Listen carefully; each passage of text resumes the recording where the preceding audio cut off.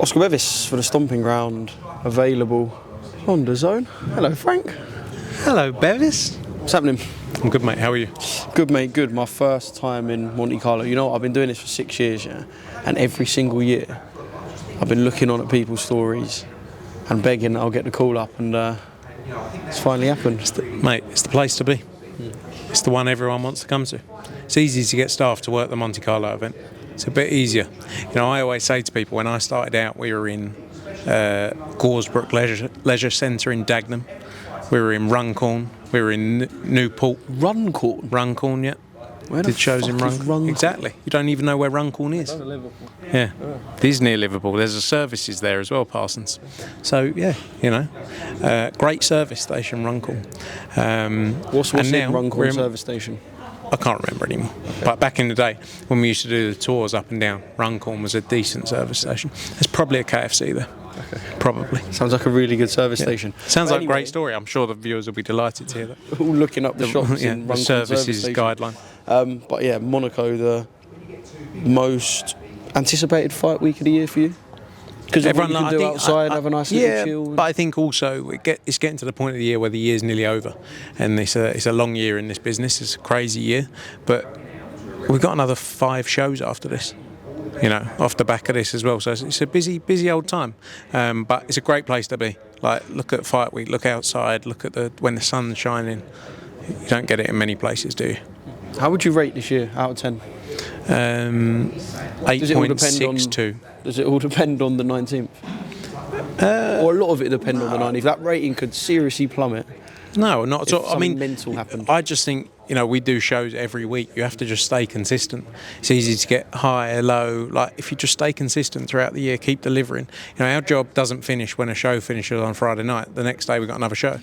You know, so it's a big night, December 19th, but AJ's going to school Jake Paul and knock him out within a round or so. And then we go to Ghana the next day, and then we go to Saudi Arabia, and then we have finally some time off from the madness. But yeah, it's been a good year. It's been a good year, and I think 2026 is going to be even bigger. What's been your highlight of the year?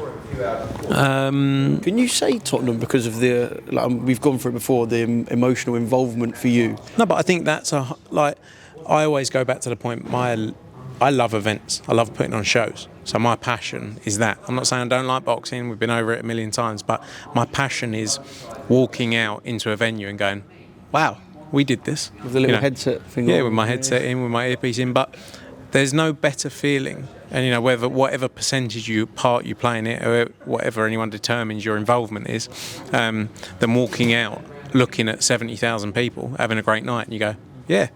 And I pushed very hard for that fight, as we know, and we've spoken about so many times. So yeah, it was a great moment to see it. It was a great moment. It was over because it's done, and hopefully we never have to see it again.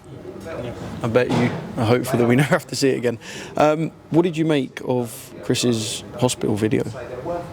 Yeah, I mean, I don't know what was going on, you know, in this. I wish him all the best. I hope he's well. And gets better soon. You know, strange thing to be filmed though. You know, but like, I wish him all the best. And yeah, that's the key, isn't it? Health is all we have. So, you know, hopefully he gets fit. I said in an interview earlier, I think he should retire. You know, he's done so many things in the sport. He's been involved in some of the biggest events. He's 36, coming on to 37 now. He's obviously got his twins on the way. I think, you know, it would be a nice time now to bow out and say thanks very much. You know, because it's a hard sport we're in, isn't it?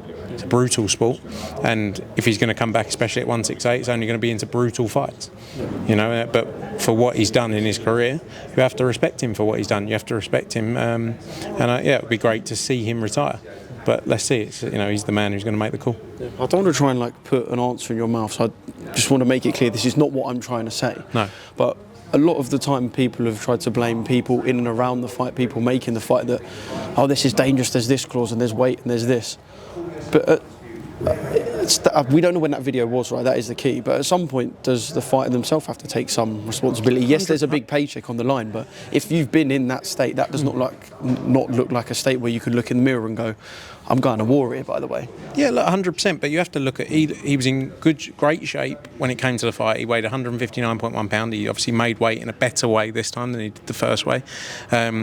He trained very hard. Look at the videos. Look at the shape of him. Everyone talking about this is the best shape you've ever seen Chris Eubank Jr. You know, that's all that people were saying beforehand. He's going to go in school, Conor Ben, etc. But he's a grown man. You know, just like you're a grown man. You can't just blame other people, and you can't always say, well, it's this person's fault, it's that person's fault. He got in the ring, you know. But then at the same time, the people around him, if he was that bad, should be saying you shouldn't be fighting and shouldn't support it. Say, I'm not going to be around for this, if he was that bad, you know. But everyone around him was saying that exact same thing. What a camp he's had. You know, no, I'm not thinking people are going to say, oh, he's fucking awful, don't stand a chance in it. But, you know, if you're that you're that righteous about it, which a lot of the people around him are, then say he shouldn't be doing this, and tell him and walk away. You know, so it's difficult for me as well. You know, I don't know him. I'm not involved close enough to him to know what's going on, what he says going on, you know, what's been happening. But yeah, they are grown-ups. They're grown men. He's older than me. So you know you have to look at it that way. When people say you shouldn't have made him do this, no one made him do anything. He made an absolute fortune, right? And you know, did he have to do things that he probably, you know, would rather not do? Of course, but that's life, isn't it? You know, if it was easy, you know, if everything was easy to make money, you know, then we'd all be doing it. Exactly. Yeah. So. Right, well that's it. Line drawn under. They fought twice. All done. The Stomping Ground are drawing a line under. Sorry, Parsons is currently just looking at holidays in the Caribbean over here on British Airways for £8,000. He's got a new bird. Obviously got too much dough. He got a bird. Got a new bird. He's lost his head. He pulled a bird. That was quite harsh, to be fair. Send him to Rajasthan. He's a beard. He looks like he's Rajasthani, you know. I completely lost my train of thought now. The WBC, how have they always been from your side to deal with, just on a general basis? Look, I look at all sanctioning bodies, and I understand where fighters come from with certain things, you know, and sometimes I understand it's a hard task, it's a hard line, you know, with the governing bodies and the sanctioning bodies. Some are different than others. You know, I've seen obviously the Terence Crawford stuff, which I guess you're alluding to. I think fair play to Terence Crawford. He's a star, you know. And I think that, look, there's a lot of fights out there where in reality belts are irrelevant, you know, for a lot of fights where you go. But we do place high priority on undisputed as a exactly, tag. Yeah. But then once you do it, you're the undisputed man, star, female, male, female, whatever you are, you know, you're the star. So you are the undisputed champion. If you then go and drop all of it, I've said it myself personally sometimes, undisputed champion, they should drop the belts now. And they should just fight, because I'm the man, aren't I? Again, or the woman. I'm that person. So until I lose, I remain that person, regardless of this, that, the other with the belts. You know, so I see it from both sides. Yeah, because he said, I think, not exact quote, but he said something like, Terence didn't even apologise for not paying the sanctioning fee. But is it, you know, he doesn't want the belt, there you go, have the belt back. You know? And Terence is in a position to do that. Other fighters, not so much. But also, at the same time, a lot of fighters dream to get that opportunity, you know? So you have to look at it from both sides. A lot of fighters' dream is to become the WBC World Champion, the WBA World Champion, WBA, you know, become the Ring Magazine Champion. You know, maybe sometimes when they do it, they then go, don't need that anymore, I've done it. Again, I'm the man. Who cares about the belts? Yeah, I think Crawford is one of them. I was with your good friend Mr. Shalom the other day, and not directly, but he insinuated something that I'm presuming is about you. He said Eddie and his assistant waddling behind. Is that about me? Do you have a little waddle in that walk, Frank? I'm not a waddler. Look, or a shuffler. Or I'm not really behind him much either. Look, he's over there. Side by side. I'm coming. I'll be 2 minutes. I'm not really a waddler, and I'm not really behind him. Like, you know, one thing I do agree with that he said was about he's dressing younger. He admitted that, yeah, to be fair. He did. He does. So if I am going to agree with Shalom on anything, it is the fact he's dressing younger. He did just say to Charlie, he said, look, it's too unfair of a battle, him versus Ben Shalom. He's actually going to palm it off now. It's going to be you. Yeah, but that would be too unfair as well. Who are you palming him off to then? I just someone like, you know, some like small tier promoter, I'm not getting involved. I'm a nice guy. I don't like. You don't have to tell us. I don't like Ben. I haven't hidden it, you know. So I'm not trying to pretend. I don't like the person he is. I don't like what he represents.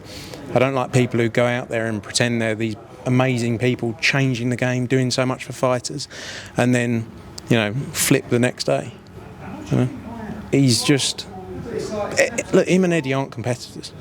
Matchroom and Boxer aren't competitors. We're a global powerhouse of boxing. And fair play, respect to him for what he's done. Do you know what I mean? Like, I'm not questioning that, but I don't have to like people, and we all don't have to like people. And he says I talk nonsense, and maybe I do talk nonsense, but so be it.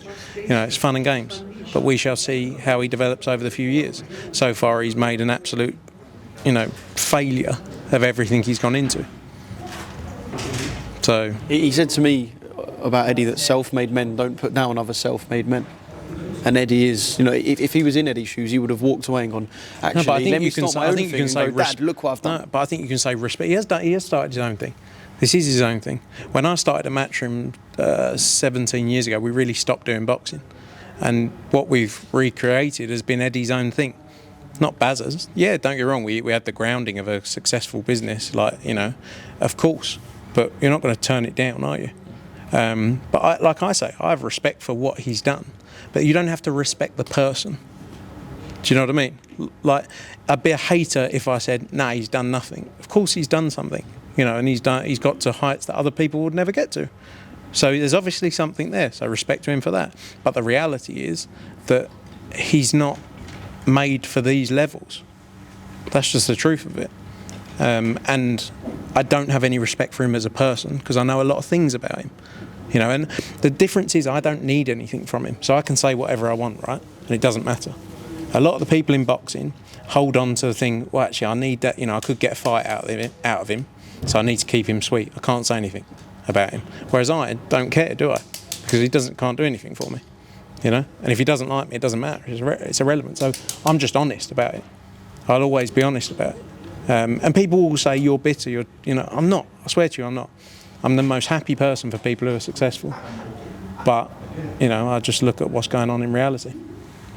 Okay. Frank, you got Thanks very much. Cheers, mate. Cheers, mate.